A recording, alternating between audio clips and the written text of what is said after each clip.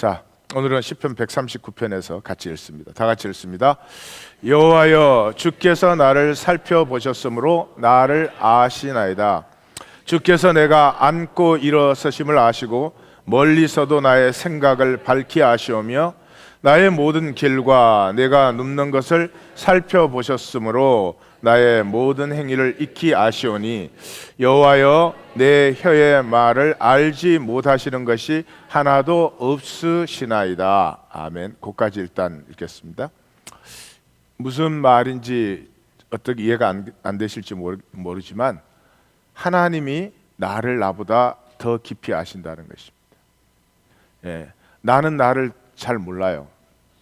다 알지도 못합니다.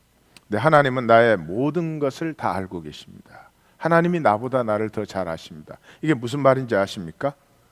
하나님이 나보다 더 나라는 것입니다. 비유적으로 얘기를 하면 이럴 수 있습니다. 때로는 부모의 마음이 자녀의 마음보다 더 간절합니다. 많은 경우에 그렇죠. 특별히 자식에게 중요한 일이 있다든지, 아픔이 있다든지, 또 꼭 이루어야 될 일이 있다든지 그러면 아마 부모가 자식보다 더 기도를 할 거예요. 왜냐 그러면 부모의 마음이 자식의 마음보다 더 간절한 거예요. 왜 그래요? 부모가 자식을 더 잘 알기 때문에 그렇습니다. 부모는 벌써 가령 자식에게 어떤 중요한 일이 있다면 이 녀석의 약한 면은 이런 면인데 그걸 잘 이겨내야 될 텐데, 이 녀석은 이런 것에 잘 흔들리는데 그런 것에서 자기를 잘 지켜야 될 텐데, 그렇게 더 잘 알기 때문에 자기가 하는 기도보다 부모의 기도가 더 깊어질 때가 많습니다. 마치 그런 것이 하나님께서 나보다 더 잘 아시기 때문에 하나님께서 나보다 더 나인 것입니다. 하나님이 나보다 더 나인 것입니다. 자, 13절 14절 또 읽겠습니다. 주께서 내 내장을 지으시며 나의 모태에서 나를 만드셨나이다. 내가 주께 감사하옴은 나를 지으심이 심히 기묘하심이라. 주께서 하시는 일의 기이함을 내 영혼이 잘 아나이다. 이 말씀은 굉장히 고대 언어다 그랬죠.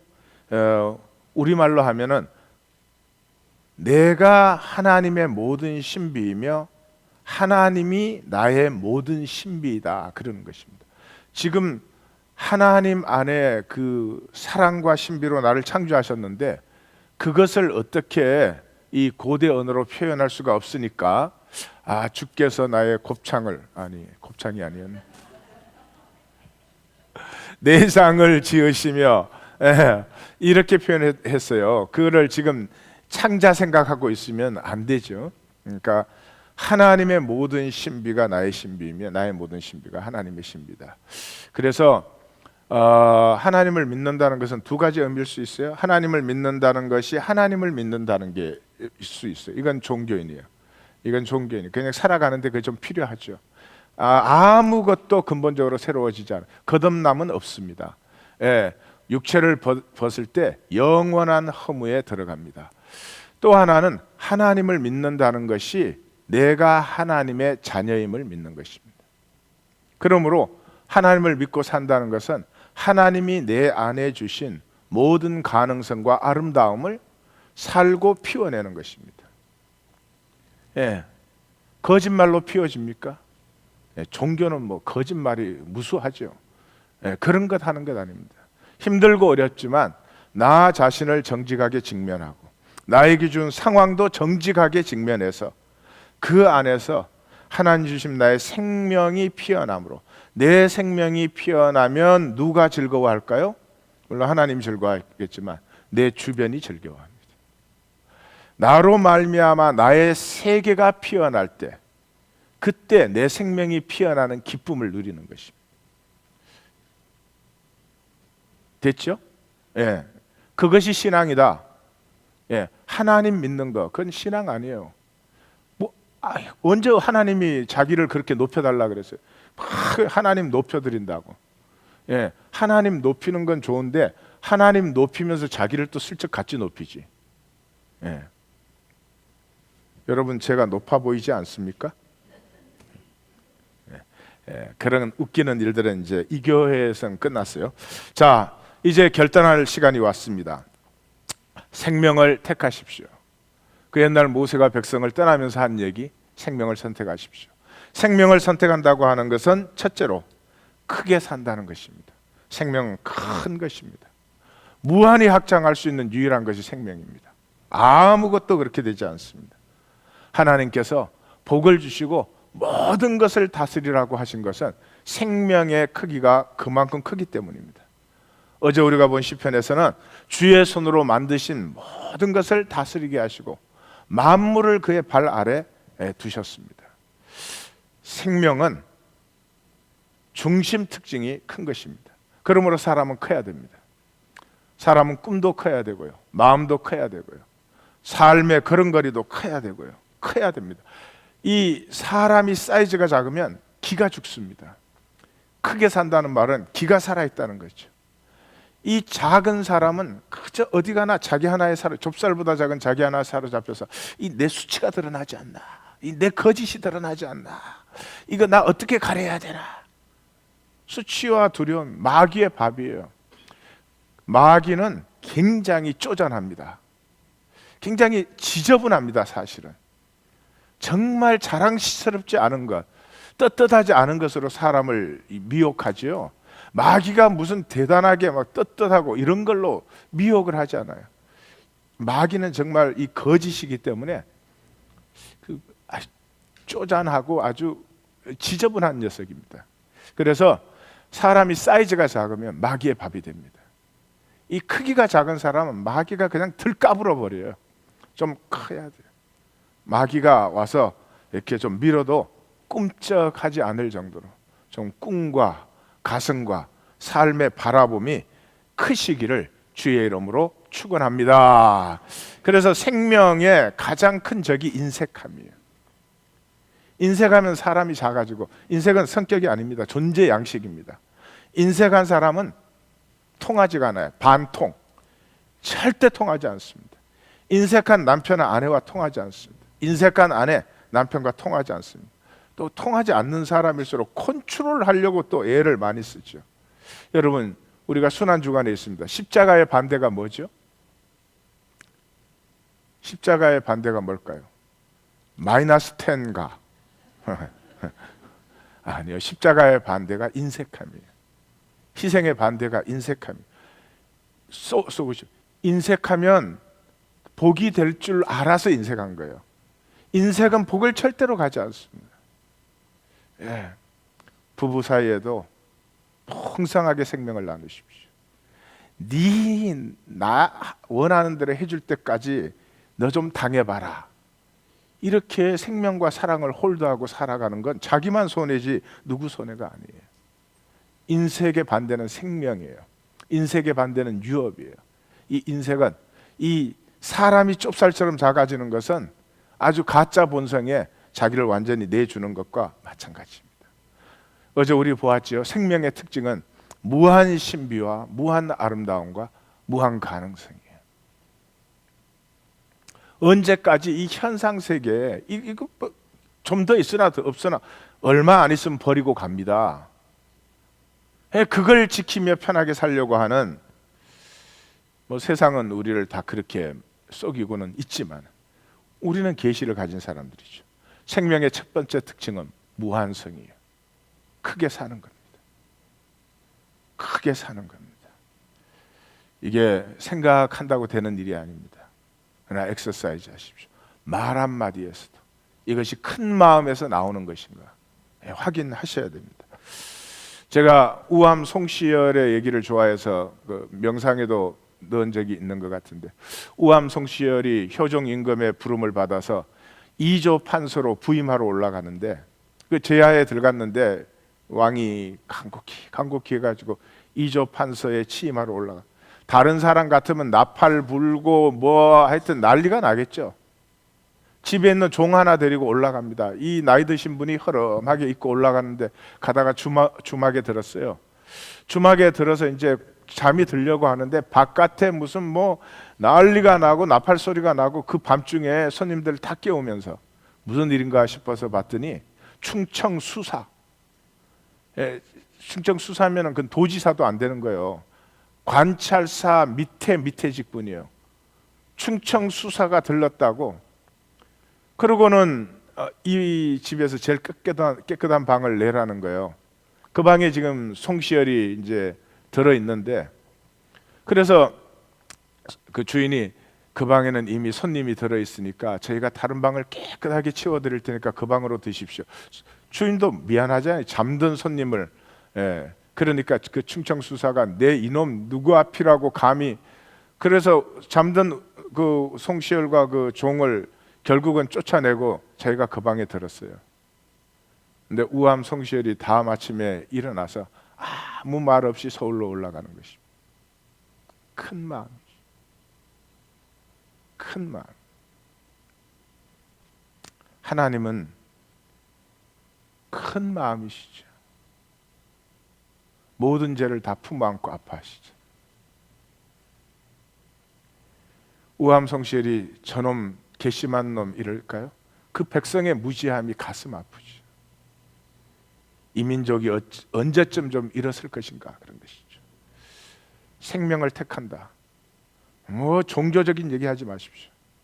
큰 마음을 선택하는 것입니다. 큰 마음을 선택하는 것입니다. 네. 두 번째, 하나님 나라로 침노할 것인가? 다 같이 읽습니다. 세례 요한의 때부터 지금까지 천국은 침노를 당하나니 침노하는 자는 빼앗느니라. 아멘. 예수님께서 침노와 빼앗는다는 말을 썼습니다. 왜 그렇습니까? 싸워야 됩니다. 싸우지 않고 오지 않습니다. 이 기독교의 제일 핵심 부분이지. 기독교는 이거 싹 빼버렸죠. 믿습니다 하면 그냥 하늘에서 떨어지는 거죠. 감나무 밑에 입 벌리고 있기죠. 너 천만에. 천국은 그렇게 값어치 없게 오지 않습니다. 싸워야 합니다. 선한 싸움을 싸우셔야 합니다.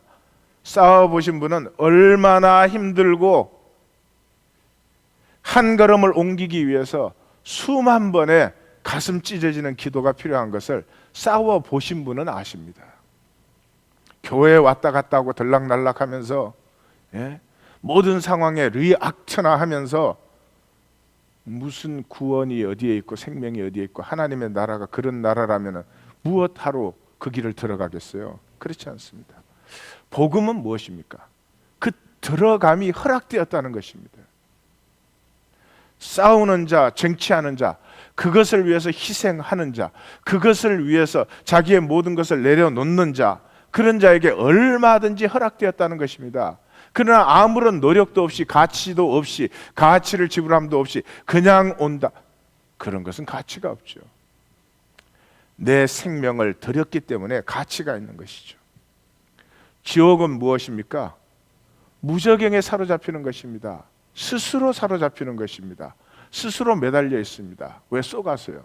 그 욕망과 불안에, 욕망이 있음에도 불구하고 불안이 있음에도 불구하고 일어나 걷는 것이고, 욕망과 불안에 사로잡힐 수 없는 더 귀한 가치가, 생명을 주고라도 반드시 살아보고 싶은 생명의 길이 있기 때문에 그게 하나님 나라가 임하는 것이죠.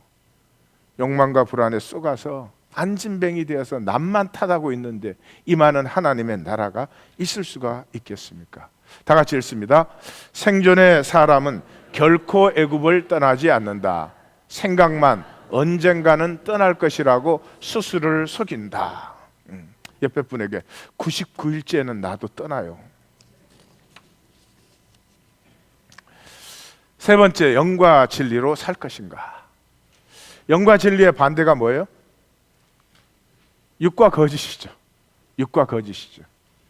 여러분, 우리는 무엇으로 살아가고 있습니까? 영과 진리로 살고 계십니까? 육과 거짓으로 살고 계십니까? 참 죄송하지만 육과 거짓으로 살고 있습니다. 왜냐 그러면 영과 진리로 살면 달라진 것이 나타납니다. 무엇이 달라져?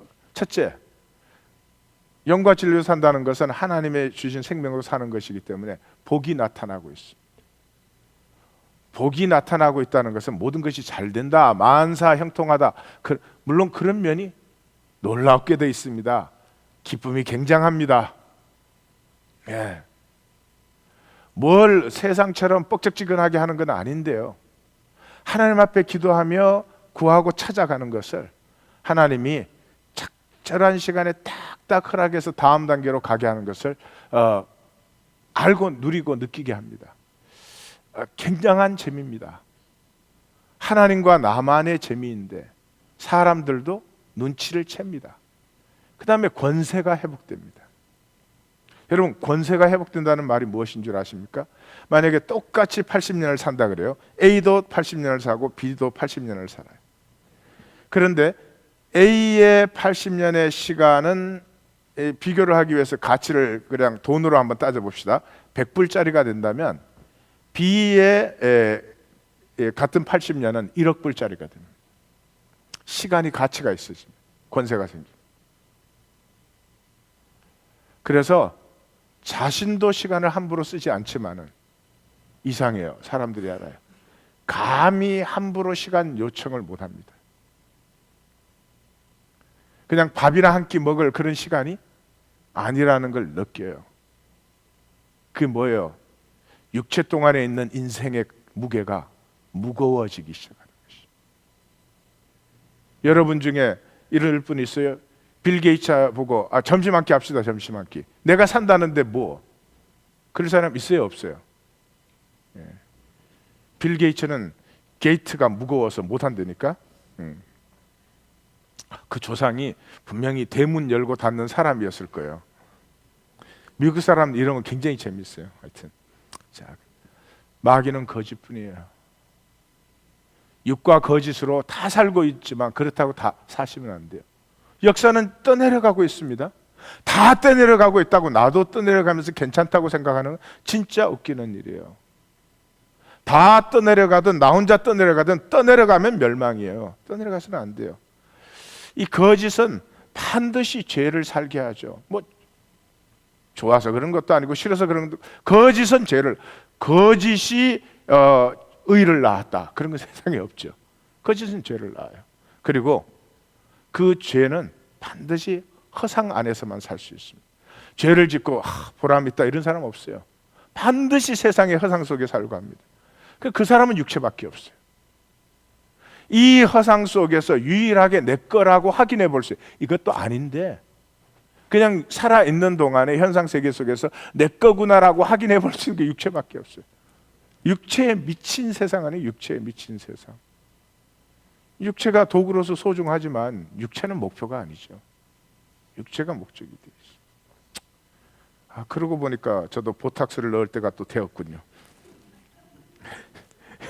요한복음 3장 3절 다 같이 읽습니다. 사람이 거듭나지 아니하면 하나님의 나라를 볼 수 없느니라. 거듭나지 아니하면, 예수님이 거듭나면 그랬습니다. 거듭난다는 말은 죽고 다시 난다는 말이죠. 원어의 뜻도 똑같습니다. 죽고 다시 난다는 말이에요. 기독교적 의미를 버리십시오. 예수 믿습니다. 그리고 교회에 나오면 거듭난 것이라고 해요. 예수님은 기독교를 모르십니다. 기독교적 의미는 버리십시오. 옛사람에 대해서 죽고 새 사람으로 나는 것입니다. 오늘 결단하셨습니다. 이제부터 출발된 것입니다.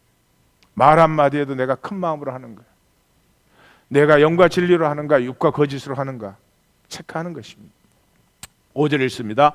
사람이 물과 성령으로 나지 아니하면 하나님 나라에 들어갈 수 없느니라. 물은 뭐예요? 공동체죠. 예, 교회의 일원이 되면 뭐 했습니까? 사도 공동체에서 세례를 베풀었죠. 물로 세례를 베풀었습니다. 물은 공동체입니다. 성령은 개인적이에요. 기독교는 이것도 상실했죠. 터가 필요합니다. 우리가 새 생명을 함께 가꾸고 자라나려면 혼자 돛 닦아서 되는 것이 아니고 그것을 함께하는 터가 필요한 것입니다. 우리는 이 터를 만들고 이 터에 들어가려고 10년을 달려왔습니다. 사랑방을 새로 편성하는 이유가 뭐예요? 이 터를, 이제는 두세 사람이 예수님의 이름으로 터를 좀 가꾸어 보자 그래서 지금 시작하는 거죠.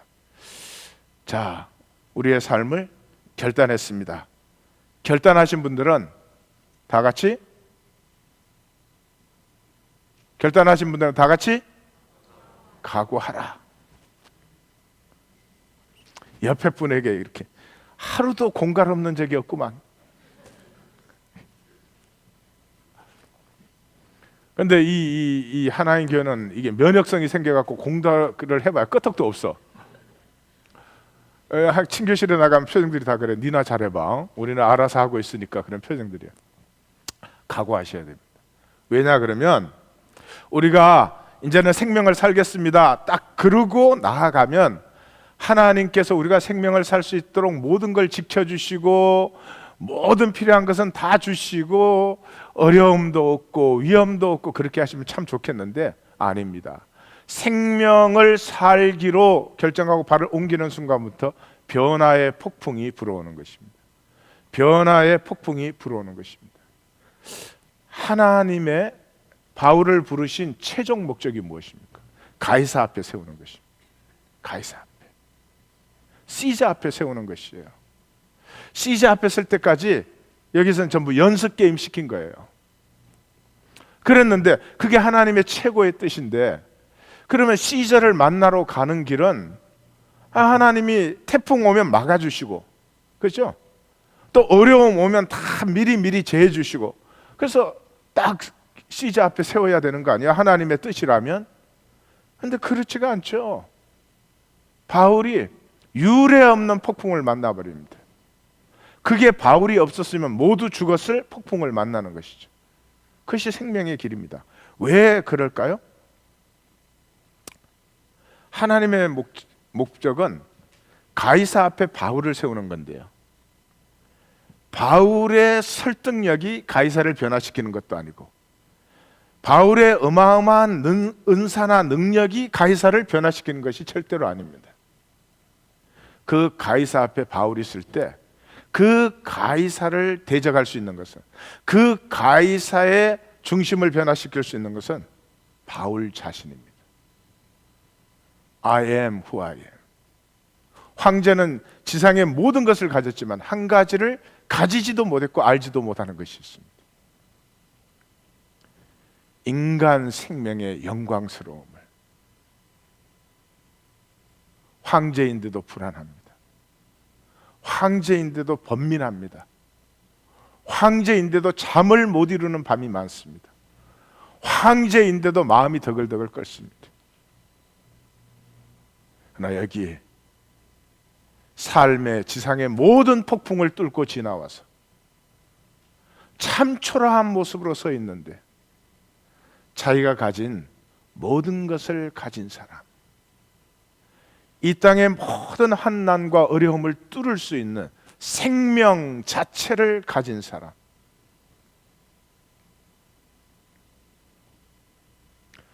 바울을 바울로 쓰게 하십니다. 그 바울을 바울 되게 하는 파이널 익잼, 졸업 시험이 바로 이 풍랑인 것입니다. 여기까지 오시는 것도 쉽지 않으셨죠. 저에게 훈련과 연단을 많이 받으셨죠. 지금부터는 저에게 받는 것이 아니고 하나님의 시험을 받는 것이죠. 준비를 하셨나요? 옆에 분에게 각오해.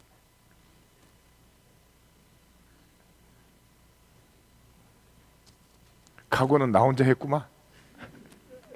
자, 뭐를 각오하나? 간단하게 보십시다. 첫째, 이제 생존에 대해서는 죽으셔야 됩니다. 어쩔 수 없지. 그리고 자꾸 살아가시면 살아가실수록 생존이 내 삶에 굳어지기 때문에. 어떤 사람은 그 십자가에서 구원받은 강도를 말이죠, 평생 지멋대로 살다가 말 한번 잘해갖고 구원받는 걸로 생각. 아니에요. 그런 구원 없어요. 예? 이게 기독교가 되니까, 예수 믿는 게 기독교가 되니까 심지어 이런 사람도 있어요. 평생 마음대로 살다가 막 죽을 때 딱 영접한다 그러고 죽지. 시 혼자 영접했지. 영접했다고 손님이 마음대로 옵니까? 귀한 손님이? 아니에요. 그런 거 없어요. 그 강도는 평생을 갈등하면서 산 사람입니다. 무엇이 의고 진리인지. 그렇지 않으면 십자가가 보이지 않습니다. 절대로 보이지 않습니다. 그 눈앞에 펼쳐지잖아요. 이 십자가에 달린 사람은 고통 때문에 모든 것을 욕하고 모든 것을 저주하면서 죽어갑니다. 그 다른 사이드 강도가 그걸 하잖아요. 근데 예수님의 입에서는 한마디의 괴사가 없습니다. 생명을 봤지요. 찾은 사람이기 때문에 본 것입니다. 예. 죽을 때 돼서 예수 믿는다고 하지. 그게 믿는 것입니까? 그걸 믿음으로 생각하니 이놈의 기독교가 얼마나 한심한 것입니까? 할례나 무할례가 아무것도 아니에요. 사도 바울의 고백이죠. 갈라디아서의 결론이기도 합니다. 유대인들은 할례 때문에 전쟁터에서 그냥 죽음을 당하기까지 했습니다. 그거 아무것도 아니라는 거죠. 뭐가 자랑할 것이라는 거예요. 14절 다 같이 읽습니다. 그러나 내게는 우리 주 예수 그리스도의 십자가 외에 결코 자랑할 것이 없으니 그리스도로 말미암아 세상이 나를 대하여 십자가에 못 박히고 내가 또한 세상에 대하여 그러하도다. 우리 삶을 뭘 위해서 살아요? 자랑거리 위해서. 자랑거리. 공부 힘듭니다. 그런데도 공부 열심히 해가지고 좋은 학교 가려고 하는 것은 자랑거리가 되기 때문에 그래요. 심지어 아무것도 아닌 거, 차 좀 좋은 거 타는 것도, 좋은 거 타면은요, 그게 자랑거리가 돼서 인생 바쳐서 돈 벌어가지고 그거 탈라 그래요. 얼마나 어리석습니까? 근데 내게는 십자가 외에 자랑거리가 없다는 거예요. 그러면 세상이 나에 대해서 유혹할 수 있는 것이 아무것도 없죠. 내가 세상에 대해서 내 생명을 바칠 것도 없는 것이죠. 우리 주 예수 그리스도 세 개 나오죠. 사도 바울이 함부로 하는 거 아닙니다. 이건 반드시 우리의 삶에 사라져야 될 것은 항상 그렇게 표현을 하시죠. 십자가 외에 다른 자랑이 있다면 뭔가 지금 잘못 살고 계시는 것입니다. 잘 보지 못하신 것입니다. 엉뚱한 자리에 계시는 것입니다.